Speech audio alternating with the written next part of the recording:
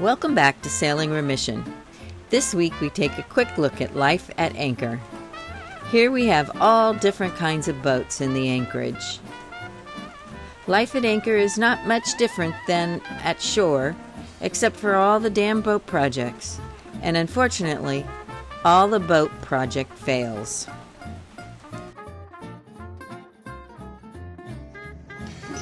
For the most part, life at anchor ain't that much different from, life at home. Making, let me show you here. Gonna make some Philly cheesesteak sandwiches for dinner tonight for myself. Pretty easy to make. New Zealand beef and what vegetables I could find here. But we're gonna make a nice little meal here. Got everything cut up and ready to go.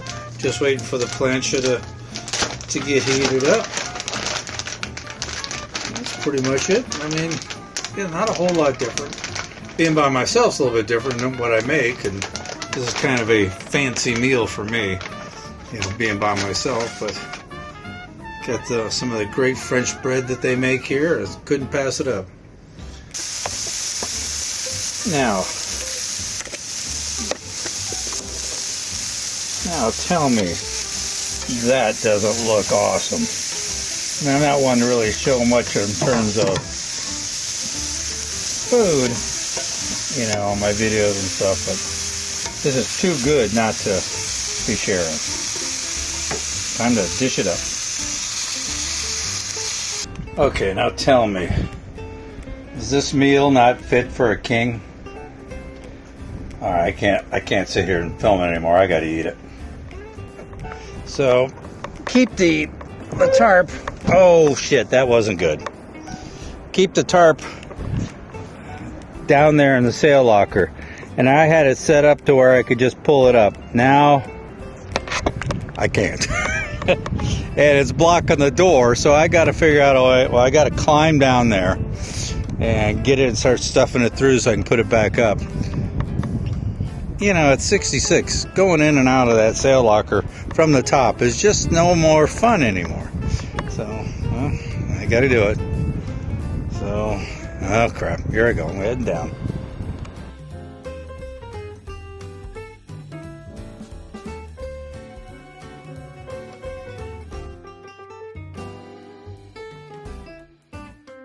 Alright, well, I put it's bright out here.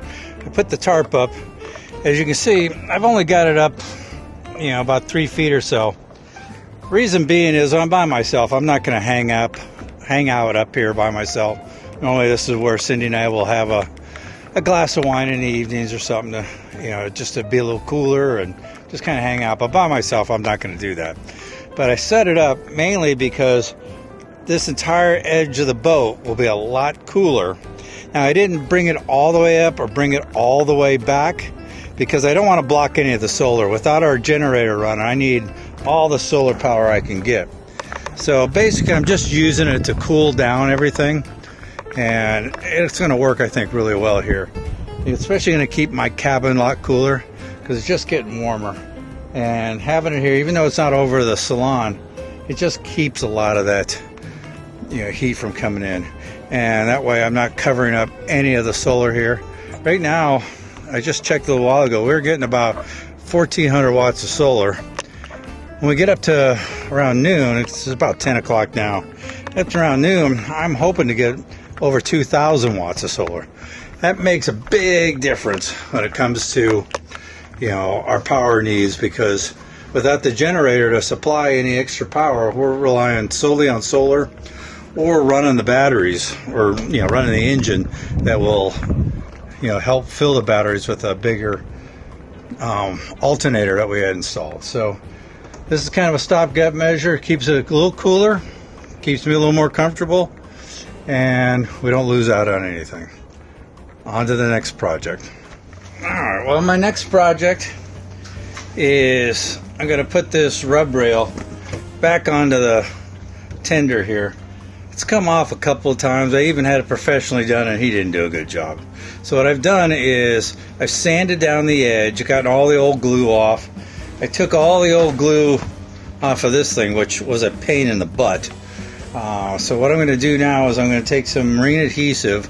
I'm going to apply it here. I'm going to run this strip all the way around the boat, around the tender, and help keep it from banging into, especially into our boat. But yeah, not a big project, but it's been one that took a lot of prep time. It's been a pain in the ass, and I'm afraid that it's only going to last for so long before it comes off again.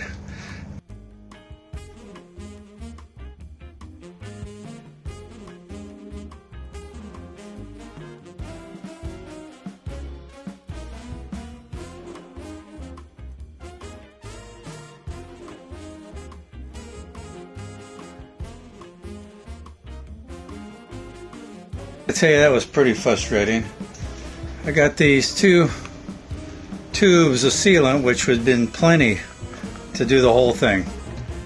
First one I opened up, if you could see on the time lapse, the entire tube was corrupted. I mean, it was hard on the inside. This one, I got maybe a third of it before. I just can't squeeze anything more out of it. I just got these here at local Chandlerly 3 weeks ago. It's pretty frustrating. I mean, I just opened them now, so they should be good. I gotta let that at least first probably 80% of one side cure a bit, because I can't put it back in the water until it does, and then go to a different Chandlerly, I guess, and get some more stuff and finish this up. Just frustrating. But maybe now I can go play my guitar. Gotta find a silver lining somewhere. Well, as you can see, it's kind of a gloomy day out here. A little steady rain all day, hard to get projects done, but I'm getting a few more done. But I wanted to go over my contest winner. A few weeks ago, one of my videos I asked for birthday wishes since I was all alone. And for those of you that sent in wishes, I really appreciate it. But the winner, I mean, it wasn't even close, goes to Eric Bowman. Now, Eric's a buddy of mine, and he's also our financial advisor, and he actually said thank you to me. You'll see that in just a second. But the coolest thing, the reason he won, is Eric wrote me a poem to wish me my happy birthday. Now, I'm 66 years old, and the first time I get anybody to write a poem about me, it's a friend who's a guy. You know, Cindy never wrote me a poem. In fact, you know, well, before you ask, yes, I've written Cindy some poems, you know, when we were first dating, so I've done that. But the first poem I get written to me is a guy. Now, Eric, good-looking guy, but if I'm going to have somebody write a poem to me, I really wish it would be Jessica Biel. Yeah, she's the one that I think should be writing me. In fact, Jessica, I'm going to make this offer to you. I'll let you make it up. You can come visit us on Remission anytime you want. You know, you name the place, and I'll be there. So, Jessica, hope you can make it. And on top of that, again, Eric, thank you for the video.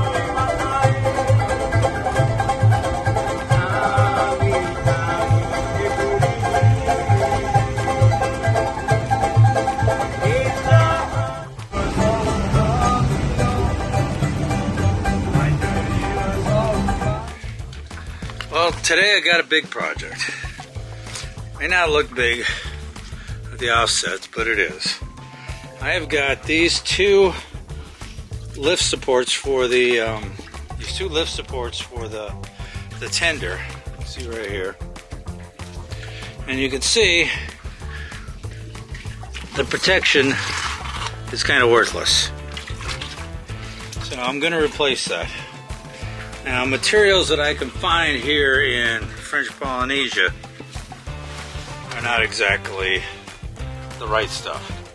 But what I'm going to try to do is place this over that, fold it around, glue it down. This is pretty heavy duty in terms of thickness and everything, but I'm finding it's actually pretty fragile. I've already cut the first piece, put it on, and you can see I've already ripped it. just trying to kind of mold it around and pre-setting it up. So I don't know if it's going to work. Going to give it a shot. See how it goes. It's a little bit out of my comfort zone, but you know, changing the light bulbs out of my comfort zone. Oh, we'll give it a shot. See how it goes.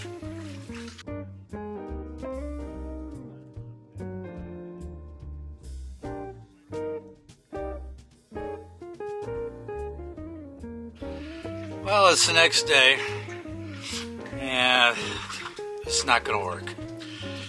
The material that I ordered was a vinyl to go over the supports, and what it gave me at the chandlery was vinyl covered paper. You can see I've got it going here pretty good, but if you look, it just rips, and that's just paper underneath there. So this is just not going to work. What a pain in the butt. Afternoon. As you can see, the weather's kind of turned. Getting kind of ugly out there.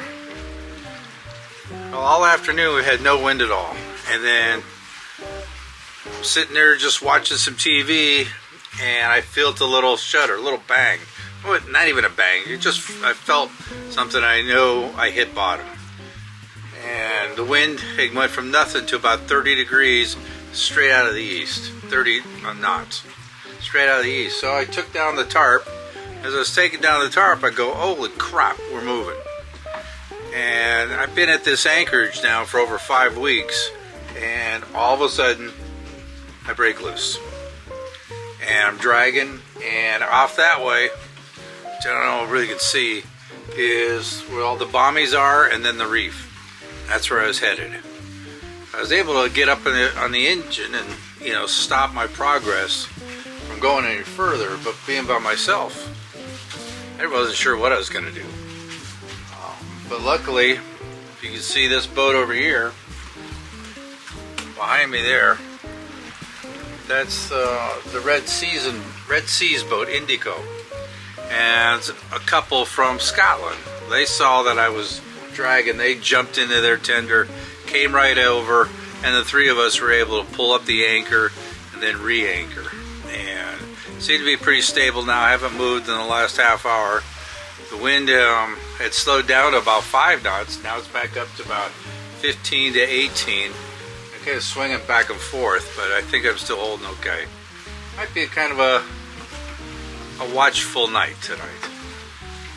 The anchor seems to be holding really good. I put out 5 to 1, whereas before I was about 3 to 1. So, just gonna keep watching it, see how we do. Thank goodness for Bree and Ian. They saved my butt tonight. Just gonna keep. One of the boat projects that didn't fail, maybe because we had Sebastian at Tahiti Sails do it for us, is have sunshades for our cockpit installed.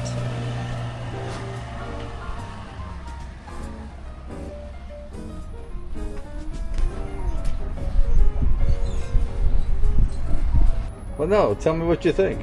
I like them. I think he did a nice job. A little tweaking here and there, but overall I think these are pretty great. Yeah. Especially with summer just around the corner, I think it's going to make a big difference.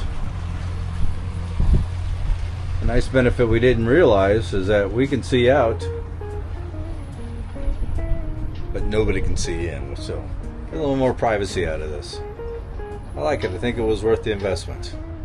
Our neighbor Jacques on the boat next door gave us a nice little present, having us some coconut. Never really opened one up. Well, he opened it up, but we've never really peeled it out of a shell before. We'll give it a try. Should be pretty good. I think we ended up with a pretty nice little afternoon snack. Go ahead and try some now. I like living in the tropics.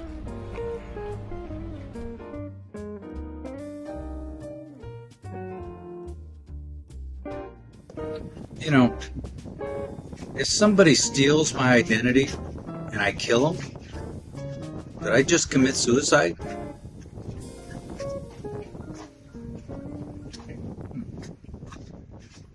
When I went in for my physical, the doctor says, okay, I need to get a sperm count. So he gave me a jar. He says, take this home and fill it up and then bring it back to me tomorrow. So the next day I went to the doctor and I had it in the jar, and he says, it's empty. This is just what I gave you. I go, doctor, I know. But I first tried with my left hand. Nothing. I tried with my right hand. Nothing. I gave it to Cindy. She tried with her left. Get nothing. She tried with her right. Nothing. We even went next door to our neighbor, and she tried it with both hands, and nothing. So, doctor, what am I going to do? None of us could get that jar open.